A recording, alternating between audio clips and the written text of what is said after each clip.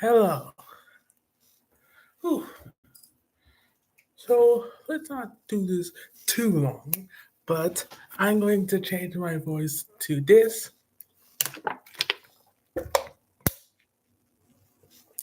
To this. I'm going to I'm going to change my voice into this. This is going to be a squeaky voice. Voice. So now let's react to Space Doc. Space Doc. Let's react. Just on Spotify. If it's not yet visible in your region, it will be soon, so keep an eye out. If you're unsure of what it even is, you can also visit their YouTube channel for free samples and lore I videos. just let this happen. The Sojourn, now available on Spotify. Happen because it's entertaining.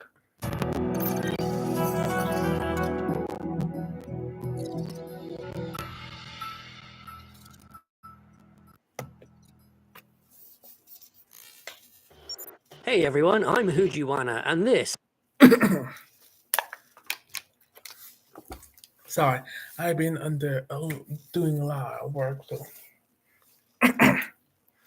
Okay, so now I can put this squeaky Dual inspiration function over form. Naval influence is obviously everywhere in sci-fi, especially as we even call them ships. It's hard to get any more influence than straight up taking their name. In terms of design though, it can be extremely obvious, like with the Yamato, or a bit more subtle, coming through in nomenclature and traditions. Instead of Enterprise may not look like a ship, but the way the crew work included a bosun's whistle and that sort of thing. The other naval route is to take inspiration from submarines, but I did a video on that already. Much of how sci-fi spacecraft are portrayed is also naval, like the way they move and fight, which is taken straight from the pages of history with torpedoes and big broadsides at ridiculously short ranges. including aircraft, because Star Wars have a lot of aircraft like space battle.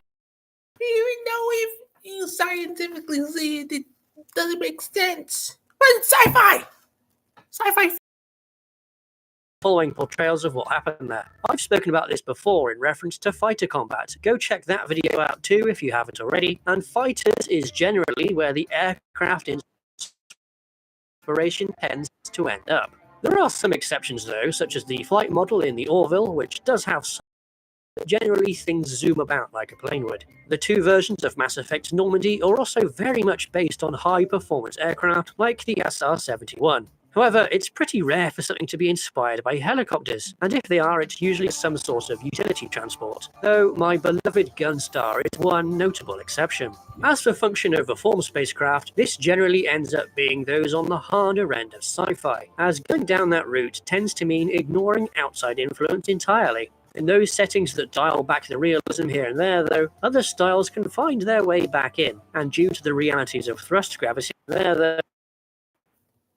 ignoring outside influence into harder end of sci-fi, as going down that route tends to mean ignoring outside influence entirely. In those settings that dial back the realism here and there, though, other styles can find their way back in, and due to the realities of thrust gravity, these can sometimes end up looking like buildings. Which brings me around to the bulk of what I want to talk about today, using architecture as inspiration for spacecraft designs. I had to think about it, and this happens more than I first realized. There's obvious things like gold ships being pyramids, but our Spooky Ships video in October had a lot of this going on.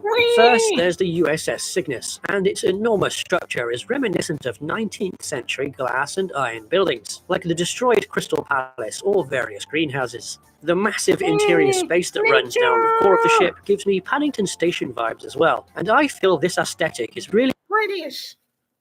overlooked as being old-fashioned, where most sci-fi wants to be either clean and iPoddy or dirty and lived in.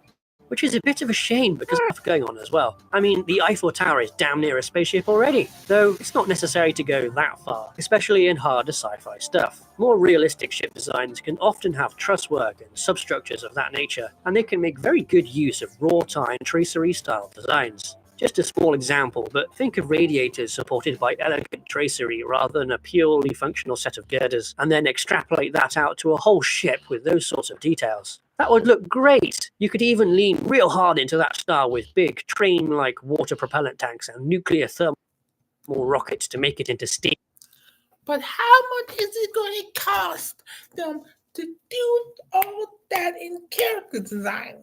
That's why they scam off copyright of the stuff. They can copy it and then use it in their spacecraft designs. You just have to get the idea. We'll go even harder into that look and straight up have trains in space like in sunless skies, but that derails the discussion from architecture. To get back on track, the Spooky Ships video had two other ships that both took very blatant inspiration from cathedrals and castles and other big stonework structures. They each did it in different ways, but the Ishimura in particular looks very cathedral-y from outside with its two large towers towards the rear and the front section of the ship with those curved panel-y type things that evoke images of flying buttresses. It's fantastic and one of the many reasons why I love that ship so much. That idea of infusing vessels with Gothic architecture is really cool, and I can't say that without invoking Warhammer 40k. Specifically, good point. I was like, flying cathedrals? I'll put my real voice in there. But flying cathedrals? The Imperial Navy are very heavily armed mobile cathedrals, which pretty much describes like half of the Imperium's vehicles. Another Gothic-style ship.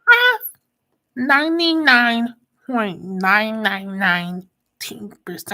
Unless I'm just from Revelation space. Though that thing is like 4 really be that visible. That's enough of the Gothic style, which we can see has had plenty of influence. So what about, insect buildings? Can termites create architecture? Because that's what Mass Effect's vessel and station are both based on. But this is a bit of a stretch, so let's move on to one of my favorite architectural styles Mass Effect utilizes.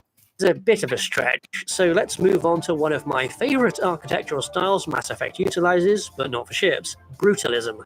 And the big example here is naturally Dune. Brutalism is everywhere in that film, especially on Arrakis, where massive, ugly buildings are needed to keep out the heat. The spacecraft, though, few that we see at least, are also largely in this style. The Atreides craft, the enormous Highliner, all just so good. A lot like 33 Thomas Street, or the Buffalo City Court building, with the edges and texture of those buildings, but with their own unique shape. However, much like how brutalist buildings can very easily end up being bad, ugly, and blown up when transferring across to spacecraft. The Singapore Power Building may look interesting on the ground, but translated to a ship, it would end up being kind of a lame grey space brick. So architectural styles that look like spaceships. Mercury City Tower is pretty much already a UNSC cruiser or something, and that gets filed under structural expressionism. This thing, or the Bank of China Tower. There's also the very striking Lloyd's building, which is the home of an insurance company that goes back to insuring ships in the age of sail. Some similar buildings that would also be great inspiration for spacecraft are a lot of broadcast towers, which are very slender and often have all sorts of antennas. I'm going to ask, have any of you been with almost to my voice? Have any of you been to any of those buildings he said? Put it in the comments. Please. Put it in the comments. Okay?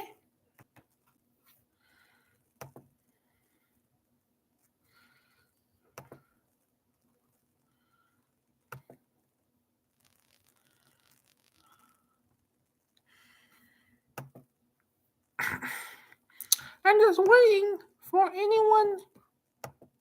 You're finished? Or in Shanghai, and the Berlin Tower, thin and rocket-like they are, with the round ball parts on them that could very well be propellant tanks or something. There's also the Austin keynote, and tell me this isn't a spaceship movie realistic, as there's a big reason why real spacecraft designs may end up being a big long noodle. I talked about this way back in January in the ISV event. From engines is a huge factor that needs to be considered, and being far away from them is a very easy way of mitigating those risks. If you want to make a ship that is super long but don't want this trussy, greebly look, then skyscrapers in general can make for a great source of inspiration. Like the never-built Mile High, Illinois by Frank Lloyd Wright, which I think looks amazing. This vast, glittering needle with foundations that look somewhat like a giant Aerosbike engine. Likewise, the Burj Khalifa is also a ready-made spacecraft design, but in a neo-futuristic style. Neo-futurism, more than most other styles, is where spacecraft and architecture really blend, or in Star Trek Discovery's 32nd century ships. Love architecture out there though. If you're designing a ship, then have a little look around and see what grabs your interest. Integrate a bit of Art Deco, or hell, even take some shapes from log cabins. That'll make an interesting superstructure. Even the most unlikely combinations can look absolutely stunning, like this incredible piece by Holly Jenker, which mixes hard sci-fi tech like laser turrets, magnetic nozzles, and big radiators with Victorian Gothic. It's gorgeous, and demonstrates my point about using buildings as inspiration perfectly.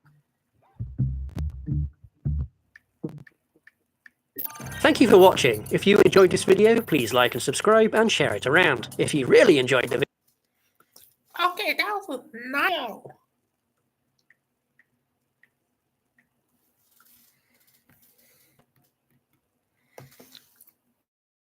To do a different year.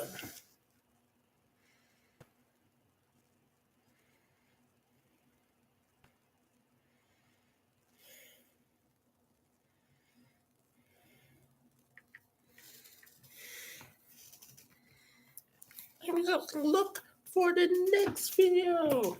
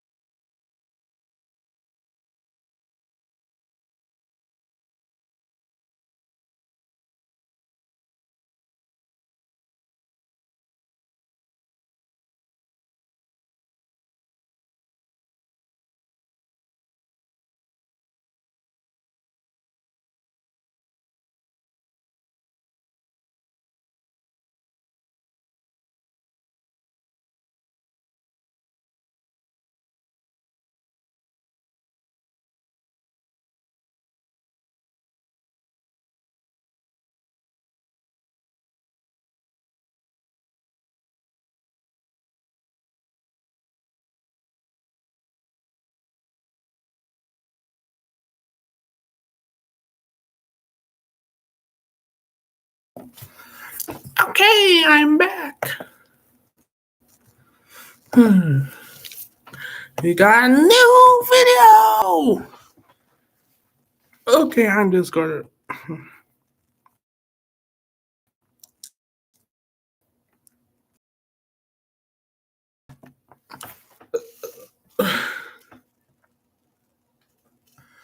Sorry, I just want to make sure everything's ready. No one's watching this shit anyway.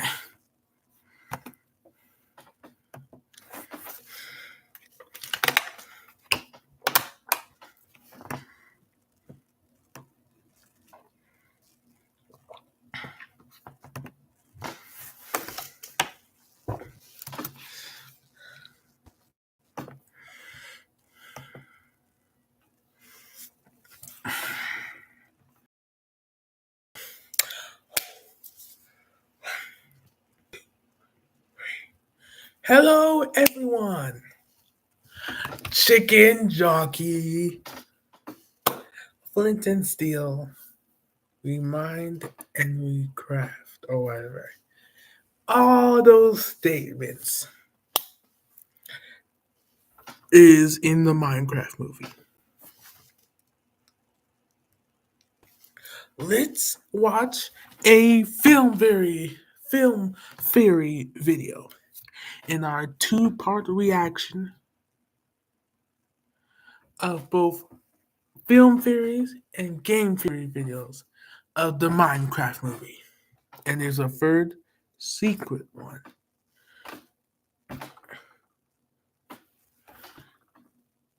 That if we get, well, I'll just talk about it a little bit later. And also, in our first one, we're going to use this special voice.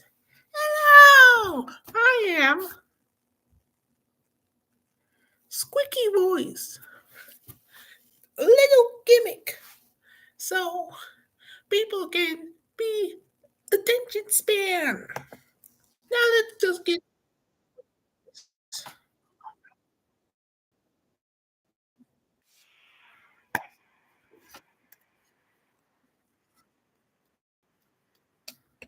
Box office opening of the year so far, even bigger than the Barbie movie was a couple years back. This apparently came as a surprise to a bunch of the film industry, which I gotta say, really? A movie based on one of the most important and highest selling video games ever that has been. That's kind of stupid.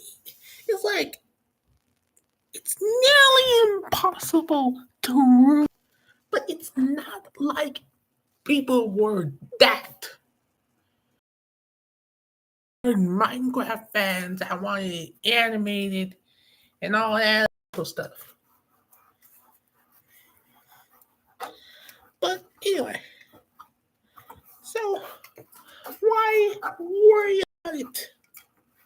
It was always going to be a financial success. I'm trying to get the light in a perfect position. You like this? Okay. Been a key part to multiple generations of childhoods did well. Color me shocked, loyal theorists. Just up. We had Herobrine, Lava Chicken, Flint and Steel, a big Chungus, unaliving, Herobrine, Lava Chicken, Flint and Steel, unaliving. Oh yeah, that was really cool. Of course, Chicken Jockey. Just invest now. Especially with the big Chungus Pig. Spoilers, but had to like a light voice for some reason, and it was just an incredibly funny joke. Now, friends, invest now. Tom and I actually went to see this together to maximize our theorist potential, and honestly, I had a much better. The movie wasn't made for me, and it was still fun, and the kid of moviegoers experiencing something like this in a theater again. That is what really matters. I honestly think that the cast knew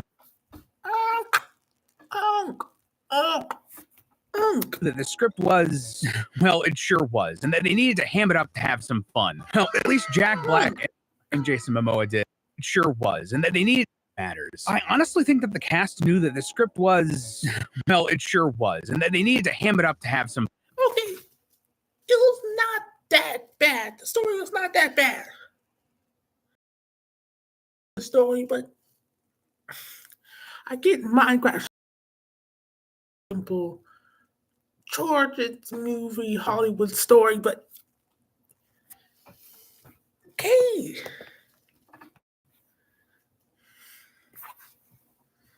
Fun. Well, at least Jack Black and Jason Momoa did, and I think it worked. Also have to have a laugh at Jack Black just announcing all of the Minecraft ideas and items as if they were real lines, and the way he said epic.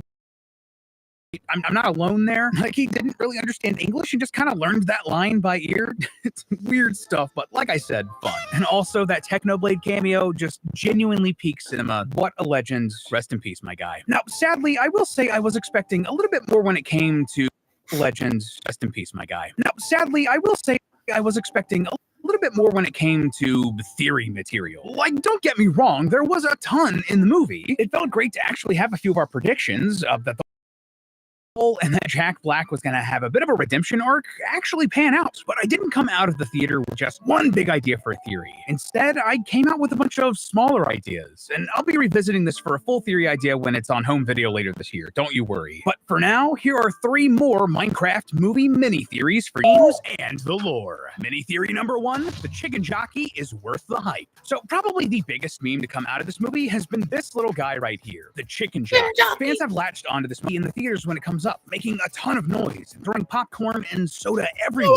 Enough so that the viral trend has resulted in theaters kicking people out of showings and even calling the police. Which, guys, please calm down. Those poor theater workers have to clean up after you, and there are better ways to show your excitement. Just cheer at the screen. That's what normal people do. We're better than this, guys. Come on. But let me tell you, this little guy right here is absolutely worth this hype because he's a way stronger mob than I think everyone is giving him credit for. And I mean that both in the context of the movie and the game. Like, seriously, when you actually sit down and think about this guy, he's probably way more powerful than you think. How so? Well, first off, I don't know, he behaves way differently in the movie than a normal zombie from either the game or the film. Yeah, did you guys notice that? Though all the other zombies in the movie seem mindless, slowly lumbering towards our heroes in a mildly threatening way, I mean, there's straight up a scene where Natalie and Dawn are calmly having a conversation while just slowly walking away from one. And the baby zombies that the chicken jockey's based on in the game are quick, but likewise mindless. So, Jockey, he's built a little different. It has big, full human eyes. It makes baby sounds. It's freaking intelligent and uses tactics and strategy in its fight. Yeah, multiple times in this fight, it tries to trick Garrett. It starts to cry, causing Garrett to let his guard down so it can attack him again. And not only that's not just a smart strategy. Bro was just stupid.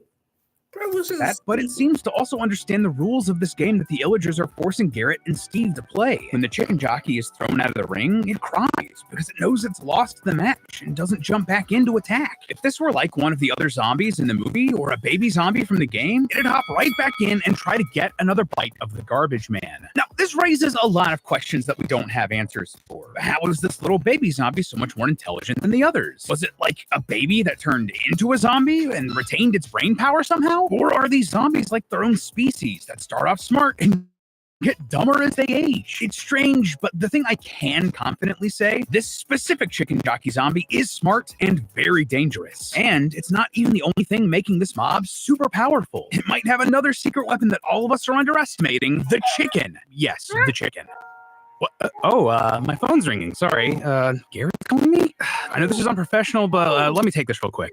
Listen, Garrett, you can't keep calling me. I don't want to buy that Atari. How did you even get this number? Jeez, I know he's really struggling, but Garrett really needs to chill out with all the spam calls. But I know a way to stop him. I should really sign up for Enkai. Companies with they can have you have the right to demand for if you want to do it. Companies for you do all of the work and request any of the objections from those.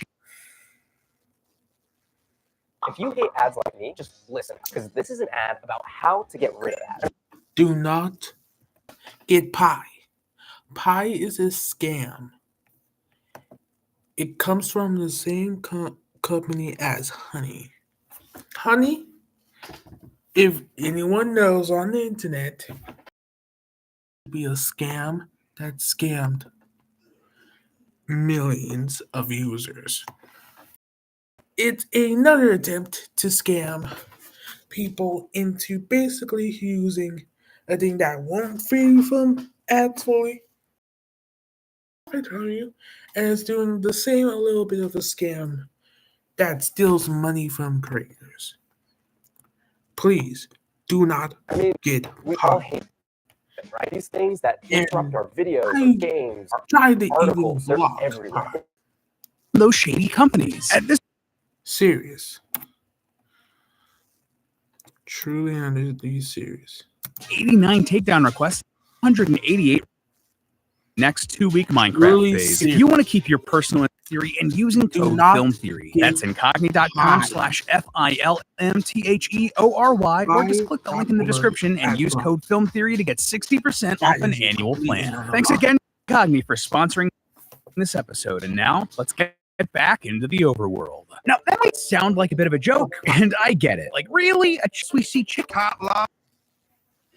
Chicken? Yeah, when Steve is showing the group the village he helped build, he presents a contraption that pours lava onto a chicken, resulting in a perfectly cooked full chicken. My first thought after seeing this was, wait, is Jack Black really singing right now? Like, for real? My second thought after seeing this was that this was really cool. This is exactly the sort of things that players have created in the game for years. And the third thing I thought was, wait, isn't lava like really, really hot? Like burn you to ash and melt your bones hot? How heckin' strong is this chicken that all that happens is that it just becomes perfectly cooked? The temperature of molten lava ranges a bit, from about 700 to 1200 degrees Celsius. That's an insane 1300 to 2200 degrees Fahrenheit. Coming into close contact with something that hot for longer than just a moment or two could result in a lot of very bad, very painful things. The vaporization of all the water within the chicken's body, basically turning it all into steam, followed by the proteins within the chicken's muscles and skin denaturing. That basically means that the proteins all die and can start at temperatures as low as 140 degrees Fahrenheit, way lower than the temperature of the lava. What's more, organic matter like the fat inside of our animal bodies would ignite at 570 degrees Fahrenheit, around 300 Celsius, resulting in combustion. And at higher temperatures above 750 degrees Fahrenheit,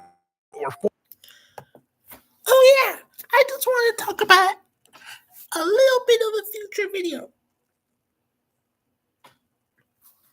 Well, a little bit of a future video.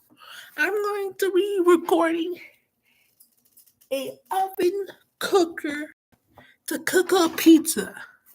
We're going to see how it goes. I already have taken and used it. It's actually quite a good grill and cooker. Though it doesn't last more than an hour. Though it is supposed to be a pizza cooker. So its versatility is versatility. So it is quite literally a very great invention. So now let's go back to the video.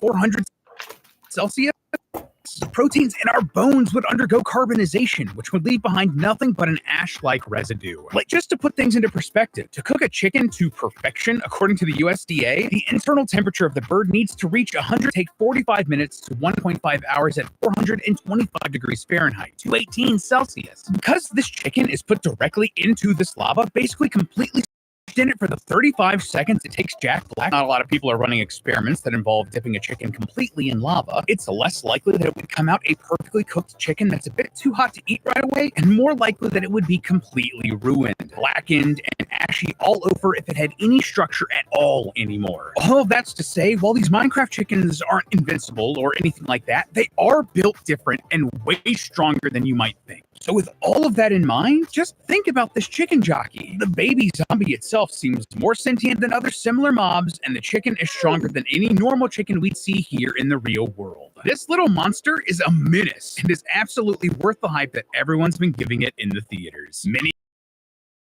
So in our previous video explaining how real-world science would not let you do the water bucket trick, I mentioned that I wanted to do a video going over all the ways these characters probably should die in this movie. But as I watched, I realized that it wasn't really gonna be that interesting. Why? Well, because the logic in this film and how it treats damage and death, even for a Minecraft movie, is and why was way more interesting to me. Characters get hit and hurt all the time in this movie. Henry almost gets his soul eaten by an Enderman, Steve gets hit in the head with the bucket nunchucks, and the garbage man, oh dude, he gets beat up the most. He falls down a mine shaft at the beginning of the movie, is attacked by the chicken jockey multiple times, and is hit by all of the booby traps in the mine. And in his first night in the overworld, my man is straight up next to a creeper when it explodes. So in game, this situation right here would instantly kill you if you weren't wearing any armor. A creeper explosion deals 21.5 hearts worth of damage, way more than the max player health of 10 hearts. And even if we consider Garrett's leather jacket as a leather tunic, that only adds 2 hearts on top of those 10. Way less than the 21 plus. Garrett should be dead here even before the movie gets started. And what's more, it's not even the only potentially fatal damage that Garrett has taken throughout the film. That big scene in Act 2 where the garbage man redeems himself, seemingly sacrificing himself on the bridge full of piglins so that Steve and Henry can escape, would have as well. Several TNT blocks, to mention the fact that Garrett then fell off the and had to use the water bucket trick again to survive. So something's up here. Despite the movie's reverence for Minecraft and its items and rules, these human characters seem to be breaking them. Is that because this was a kid's movie and they wanted to have some physical slapstick humor for Jack Black and Jason Momoa to have some fun, make silly noises as their stunt doubles get thrown around? I mean, yes, absolutely. That's 100% what happened. But we can look at other weird little aspects about the film that can give us a bit of a different explanation here. And it all points to one thing. These humans here in the overworld, yeah, they're immortal because they're in creative mode. So if you don't know, creative mode is one of the main ways to play Minecraft. It basically takes all of the survival